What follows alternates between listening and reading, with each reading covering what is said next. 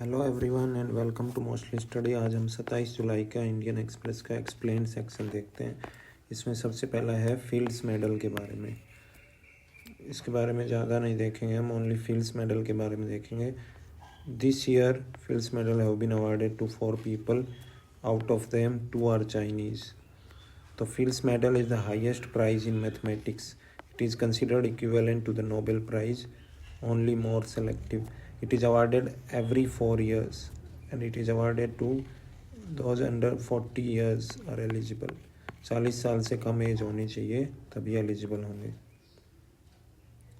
बाकी ये है कि चाइना ने R&D डेवलपमेंट किया, लेस देन 1% था 2000 में, उसे 2.6% आ गया, जिससे रिसर्चर बेस बढ़ा over 3 times in 20 years.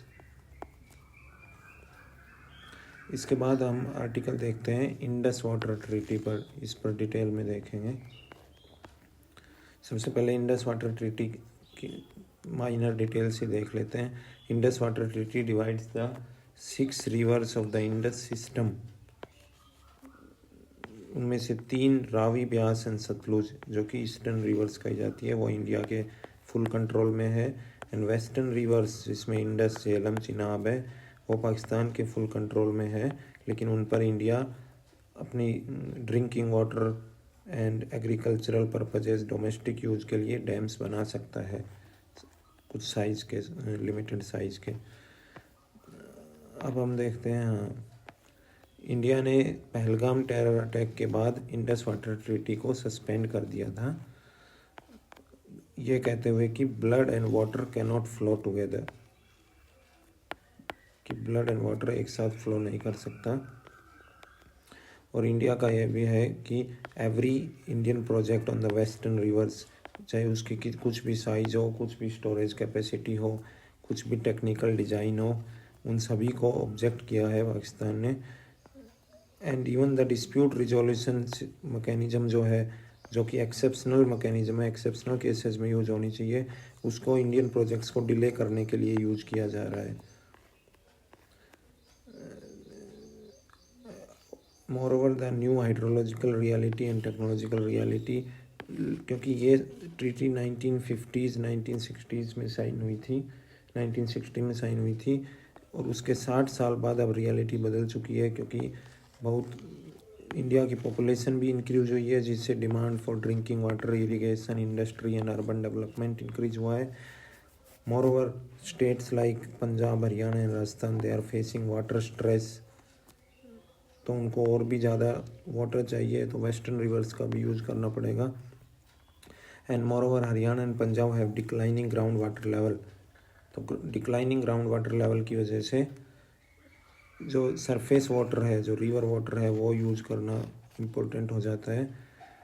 And eastern reverse जो है, जो कि इंडिया के यूज़ के लिए है, उनमें अवेलेबिलिटी ऑफ वाटर भी कम हुआ है as compare to western rivers. Moreover climate change से need for flood moderation, drought resilience, storage optimization, ये सब चीज़ों की नीड भी बढ़ी है। तो रियलिटी चेंज हुई है, जो कि 1960s में थी, उससे। अब पाकिस्तान का जो क्लेम है कि वाटर क्राइसिस है, तो 35 million acre feet of water flows annually into the Arabian sea, तो वो क्लेम फॉल्स है, क्लेम कॉन्ट्राडिक्टेड है उनके खुद के ही डेटा से, कि 35 मिलियन एकड़ फीट अरेबियन सी में फ्लो कर रहा है, तो कमी कहाँ है। And moreover 30-40% of the canal water is lost during convince.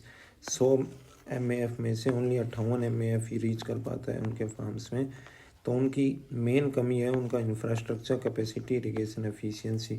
अब हम देखते हैं अपना इंडिया, व्हाट इंडिया में नाउ बी लुकिंग एट। जो चिनाब पर जो मेन प्रोजेक्ट्स है, हाइड्रो पावर प्रोजेक्ट्स, जिनमें कि सवालकोट, पाकलडुल, रेटल, कीरू प्रोजेक्ट है, कवार प्रोजेक्ट है, ऊज मल्टीपर्पज़ प्रोजेक्ट है, रावी पर है, इन सब प्रोजेक्ट्स को एक्सपीडाइट करना, फास्ट करना, ताकि वाटर नीड्स पूरी हो सके, वो ज़रूरी है।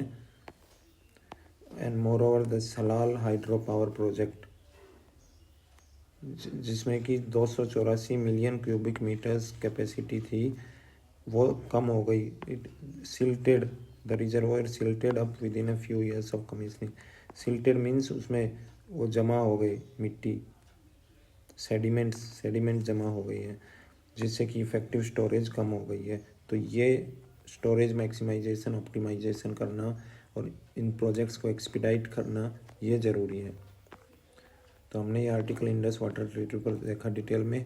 नेक्स्ट आर्टिकल है why Assam is experiencing unprecedented flooding this year. Assam के डिस्ट्रिक्ट्स में जैसे कि शिवसागर, चराईदेव, जोरहाट, इन डिस्ट्रिक्ट्स में फ्लड आ रही है।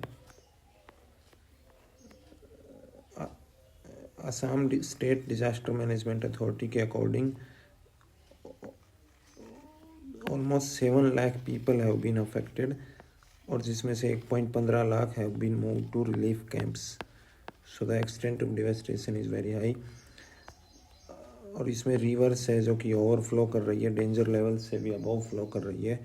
वो है दिखाओ, धनसिरी, दिसांग, जंजी, दरिका, जो कि सारी ब्रह्मपुत्र रिवर के ट्रिब्यूटरीज हैं।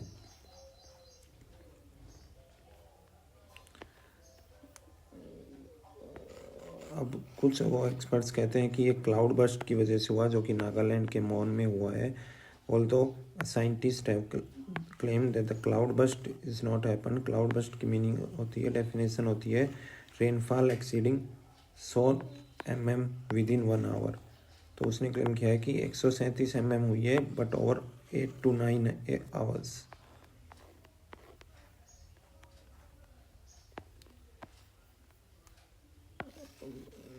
और मेन रीज़न जो इस एक्सेसिव फ्लडिंग का है वो है mining and the excessive excavation on the river valley sides, जिससे कि mud flows down in the river, और जिससे कि रिवर की कैरिंग कैपेसिटी बढ़ती है सिल्टेशन की वजह से। और सेकंड इम्पॉर्टेंट मेन रीज़न है is the deforestation is one of the major factors. तो 100% afforestation is needed in the watershed areas.